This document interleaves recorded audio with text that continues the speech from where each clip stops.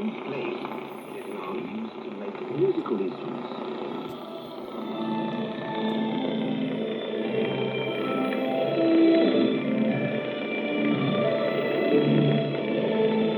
This piece, entitled The Charm of Xianyang, or Xu in Chinese, is played with the Chinese drum, flute, a two-string fiddle, and chime bells, made with Longquan cylinder. The music delivers a sense of elegance and tranquil vibrations.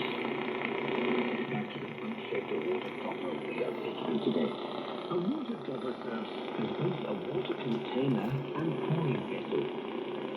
Unlike in Western style painting, Chinese calligraphy and ink and wash painting use only one color, black, on white paper. So the various degrees of texture and richness of the ink are immense in making words and pictures vigorous, lively, and vivid, depending on the hard or soft strokes made on paper. You move your fingers and arms at different speeds, adjusting the form of each and every dot, line, or curve to create appropriate effects and styles. That's only the physical side of an artistic creation, and the spiritual side, the quality, color, design, style of the stationery, the environment and atmosphere will set you into the right mood, deciding if the painting will act as an angel or a beast, and if the calligraphy looks solemn or playful. Sounds superstitious? Not at all. You have to believe in it, and you must go through the motions, even if you do think it's a farce. Let's say, when painting a galloping horse, a subtle curving lines around its legs and hooves will indicate the movements of the horse at different levels and speeds, or the haste the rider makes, as they hope to get somewhere as swiftly as possible. Then, voila, an impression of a flying horse. You have to be serious about all this.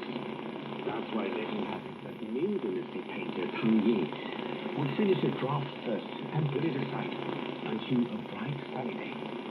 Then he'd take a shower, burn incense, close his eyes, and walk to a higher place with the help of assistants. Face the rising sun, then suddenly open his eyes, looking straight at the sun's rays, until he could no longer see anything. Then he turned back, eyes closed, again guided by the assistants, walked to the draft picture, holding his painting brush already soaked with ink, and finally pop it twice on the paper. In that way, he created two dazzling eyeballs that would take away your breath. There's a Chinese proverb, bringing the painted dragon to life by adding eyes to it as the final touch. Bright ink, superb picture. Another example recalls that Tang Dynasty calligrapher Yang was saddened when his nephew was killed by rebel soldiers in the Civil War. When writing a memorial article, out of utmost fury and depression, he stepped out of normal procedures, just writing on and on, until his brush was extremely dry and thirsty for more ink.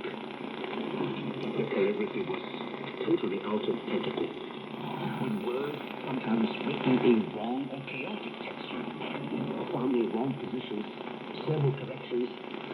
But people can tell how many times he refilled his brush, what propelled him to continue writing even when short of ink. Those unusual moves help others read the state of his mind.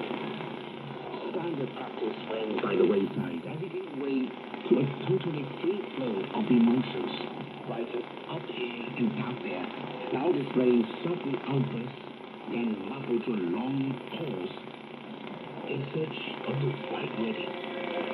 But that handwritten article, which could have been considered out of order, was widely considered the second best masterpiece in Xianyang style or cursive script calligrapher ever created in history. The hand of a magician, you could say. And in fact, many artists did believe in the existence of magical powers. It wasn't just about the tools, the environment, and the atmosphere. How everything had to be fine. But most importantly, it came down to his own mood and belief in golden touches. Anything short of inspiration, for example, should anything go wrong with the texture of the ink, then the whole calligraphy or painting will become something weird.